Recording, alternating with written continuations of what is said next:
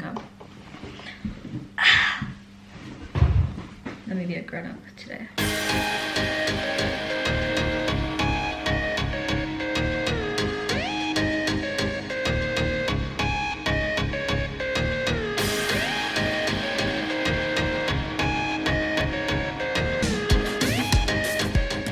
Hello everybody and welcome back to my channel. It's your girl Cheryl. If you're new, welcome to the C Squad. Over here we cover all things transfer student and living your best life as an international student in the UK. So if you like the sound of that, then hit the subscribe button below, follow me on Instagram and join the fam. And if you're a returning subscriber, thank you so much for joining me again. So today's video is going to be all about how to choose the right university for you. It is not called how to choose the best university because choosing a university is all about whether it fits you. There are a lot of universities out there, but you have to find one that fits your personality, that fits your needs when it comes to school and all of that stuff. So I'll be breaking it down in today's video and hopefully help you guys make a decision on where you want to study, or you can even use this to make decisions about which universities you actually apply to. Now my first tip is go to the open days. My biggest mistake in life was not going to Witz's open day. Guys, I didn't see Witz. I don't even remember like going on the website and looking at pictures or anything like that. Like I think I literally just went into it blind, because like if I had gone to an open day, I would have realized quickly that our energies just didn't vibe and that it was probably not the place for me to study at. Unfortunately for me, the first time I went to the Witz campus was when I was registering for classes. So I'd already accepted their offer and I was literally just going to register, and that was the first time I stepped foot on that campus, and it should have been the last. No, I'm kidding. But like, no, I definitely should have gone to some open days. So definitely if the universities are in your area, go to them.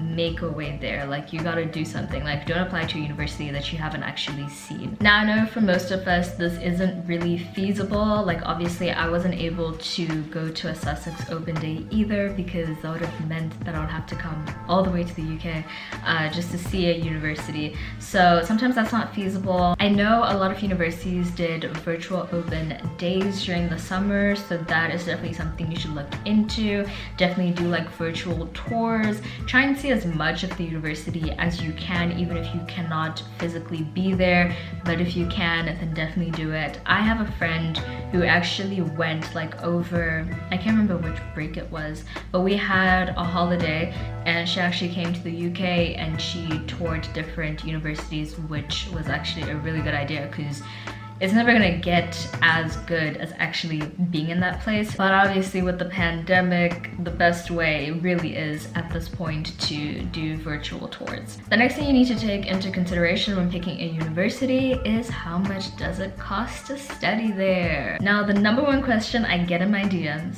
which I wish you guys would stop asking me because I feel bad when I can't help you, is how do I get a scholarship? How do I get a bursary? How do I get funding? Blah, blah, blah, blah.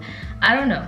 I have no clue. Your guess is as good as mine. Google is your friend. I know nothing about scholarships or bursaries, so you'd have to do your research on that. The only scholarships I really am aware of are the scholarships that the universities offer, which more times than not are partial scholarships, just maybe like a couple £1,000 off of your tuition, but I've not seen any fully funded scholarships offered by any UK universities. So you would definitely have to Google and find outside sources for that. Another thing people also forget is the living expenses when it comes to universities. Like a lot of people are very focused on the tuition, and yes, like that is a big chunk of it, but it's no use being able to afford the tuition if you can't afford to eat, or you can't afford to, I don't know, like just do regular things that a uni student wants to do. If you're curious about how much it costs to study in the UK, I have a full video on that which I will link down below. So unfortunately with this one, it does cut out a lot of universities if you need financial aid and stuff, because you then have to look at which universities are more affordable for you and they might not be your first choice universities. Now, when it came for me deciding which university to transfer to, I was accepted into Swansea University and Sussex University, and I kind of had a hard time picking between the two because on one hand, Swansea's international students tuition fee is a lot lower than other universities in the UK, and they did offer me a bursary of a couple £1,000, but obviously it still wasn't going to cover the full tuition, whereas Sussex was just going to be a little bit more expensive than Swansea to go to. But I ended up choosing Sussex instead of Swansea for other factors, but I'll get into why I ended up making that decision a little bit later on in the video. My next tip is a lot of people tend to look at the general rankings of a university, which is chilled or whatever because most of the time they kind of yield the same results. But I would personally say when you're looking for a university, definitely rank by the course you're going to study. Obviously, you know, Harvard is the best university in the world, or so it says on the ranking systems, but I'm sure MIT or another university is ranked much higher in computer science.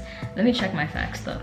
1 hour later. Okay, so if you go to either timeshighereducation.com or topuniversities.com, if you look at the rankings for arts and humanities, University of Oxford is at #1, and for engineering and technology, MIT is #1. So you do kind of have to look at what each university specializes in and what, you know, each university is better at. So definitely look in terms of your actual course, not just the general rankings. Then another important thing that I feel like you need to take into account is accommodation, because accommodation falls under living expenses as well as just general enjoyment of life. I had a friend who was literally not going to stay in uni accommodation without an ensuite. Like, an ensuite was her goal in life. So if things like that are important to you, then definitely probably look for universities where you have your own bathroom, or if not having a roommate is something that's very important to you, then look at universities that offer housing where you just have a single room. If the university doesn't offer that, the one that you really want to go to, then research how much it costs to live off campus, how much it costs to get transport to the university, being on off campus. And yeah, you just have to kind of factor all of those in, like how far is it from the university if you decide to live off campus and all that stuff. Also looking at the food options, some universities are catered. At Sussex, we are self-catered. So that might also be something else where you would have to think about how much you're going to be spending on food and whether you need to learn how to cook. I do have a video all about accommodation at University of Sussex, so I'll link that down below if you guys want to check that out. Then here was something that was like a big determining factor for me, was how far was my university going to be from my family. So obviously the first time around when I did my first UCAS application, I was thinking about going to WITS or going to the UK. I ended up choosing to go to WITS just because I just felt like the UK was too far, and you know, I was young and stuff, and I was like, I still needed to have my parents available to me, not like where I'm in a foreign country and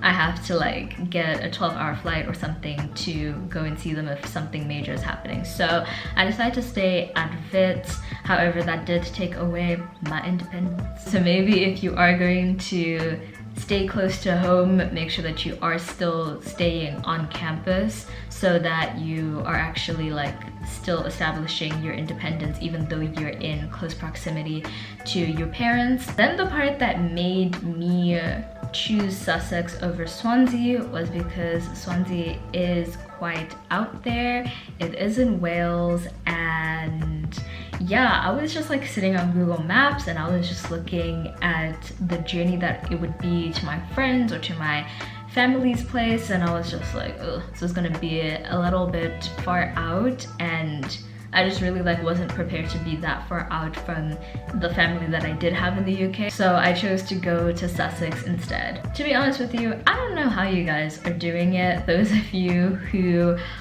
want to study in the UK but are from, you know, another country, because I do get a lot of people from South Africa or other African countries who are going to study in the UK in September, and I have to apologize, like I don't think I would be able to do that. I'm not gonna lie to you, I'm still traumatized by what happened last semester. If you guys watched my traveling during a pandemic vlog, guys, that was the most stressed out I've ever been in my life. Like, you're literally in a foreign country. I spoke about this in my pros and cons of studying abroad video, but like, you are abroad in a foreign country and there's a pandemic and there's lockdown and there's, oh god, that was the most stressful time of my life. I'm not even playing with you guys. If my family had not moved to the UK with me, I would still be in South Africa right now. I was not coming back here by myself. I'm not even gonna lie to you. In general, the idea of me being in a foreign country was fine, but now that I know lockdown can happen at any moment, it's just not what I want to do. It's not what I want to do, guys, because to be honest with you, you're not really getting that much of the uni experience. You're not having events or anything, and any events are via Zoom, and yeah, so I don't know. For me personally, I just feel like it would be too big of a risk for me to take it. But obviously, everyone has their own levels of independence. I literally have a friend who has been in the UK this entire time, pandemic and all, for the last 6-7 months, and just chilling at uni and, you know, chilling with friends and stuff, and he's completely fine. So at the end of the day, like, something that flies for somebody else may not be something that flies for other people. So just think about how close you are to your family and how it would affect you if you were stuck abroad in a different country. Because if you are, you know, in South Africa and you're deciding between, I don't know, maybe Wits and UCT, and your family lives in Joburg or whatever. If you're at UCT, like, it's not gonna be as stressful for you to get back to Joburg as it is if you're in China and you wanna come back to South Africa. So definitely think that through, whether if a lockdown did happen, you'd be fine staying where you are if you do decide to go overseas. So yeah, not to be a Debbie Downer, but definitely think about that. Number one thing about making a decision on universities, in order to make a decision, you have to be well informed, okay? You need to do your research. I love you guys, but you guys can't message me to check out universities for you. Do you get what I mean? Like, you have to actually sit there with the different universities you want to go to and research them. Go on the website, look at the pictures, read all about the degree. Don't just read what you do in first year. Read what you do year 1, 2, and 3, okay?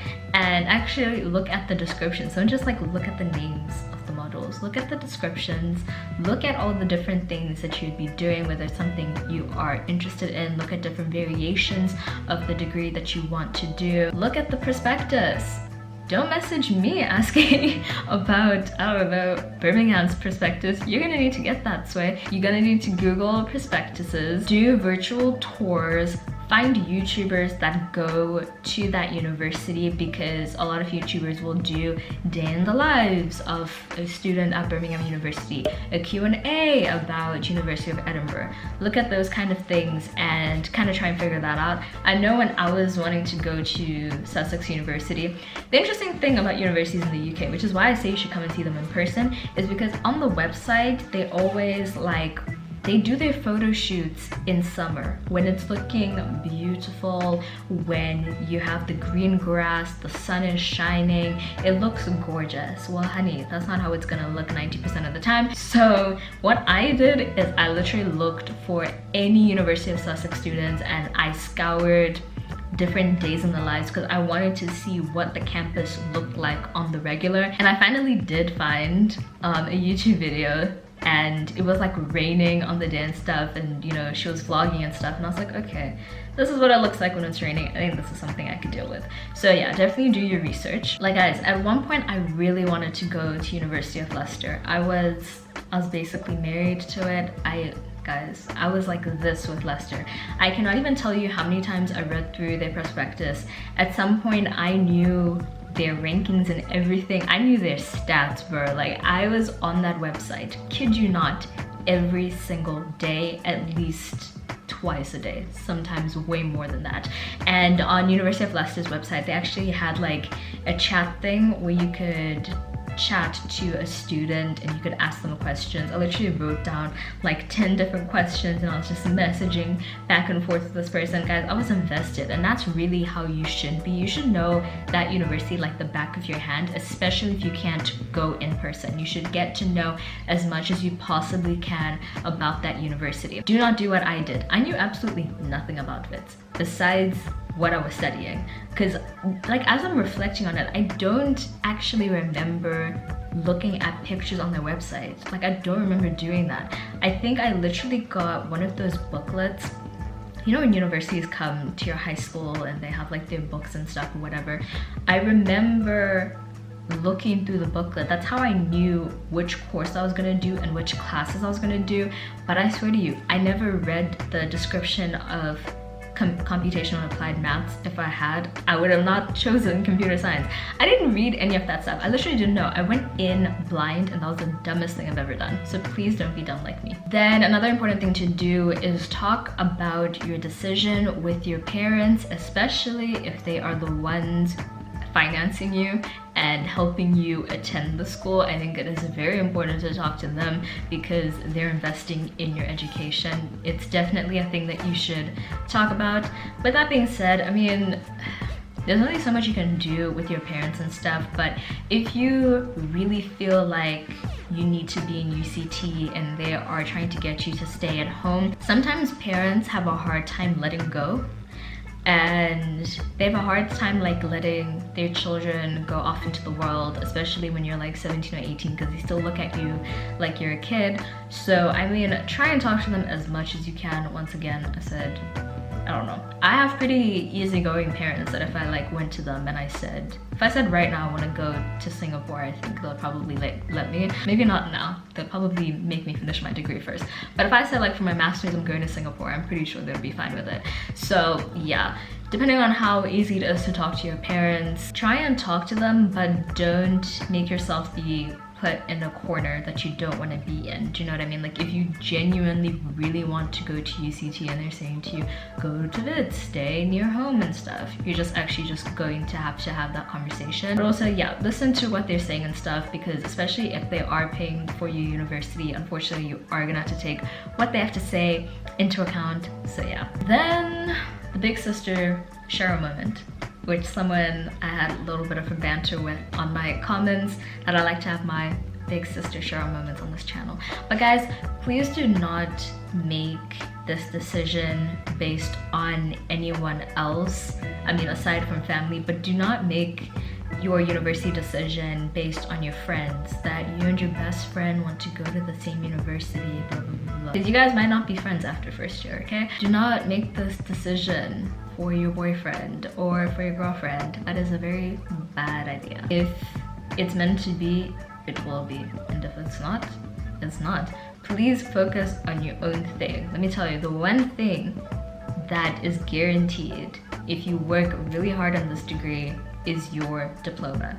That little certificate thing, that's guaranteed. Unfortunately speaking, your friendships and your relationships are not guaranteed. So I would focus more on going to the school that you actually want to go to, going to a school that you are going to thrive in, and that is going to propel you into your future career. Don't make that decision lightly. Also, don't stress out too much, guys, because things work out in the end. I went to Wits, and then I decided, nope, I want to go to the UK. I really wanted to go to Leicester. Leicester wanted to have me, but not under the conditions I wanted. wanted, if that makes any sense. Yeah, I explained the story in my How to Transfer Universities video, but yeah. And yeah, and then I ended up going to Sussex, and then a pandemic happened, and now I'm doing Zoom lectures. So everything works out. Don't stress too much about it, but do take this decision a little bit seriously. But I hope you guys enjoyed this video. Be sure to like, comment, and subscribe to join the C Squad, and hit that notification bell to be notified when I upload new videos. I don't post every Wednesday. I post every Sunday at 5 p.m. London time. I'll see you guys in my next video. Bye!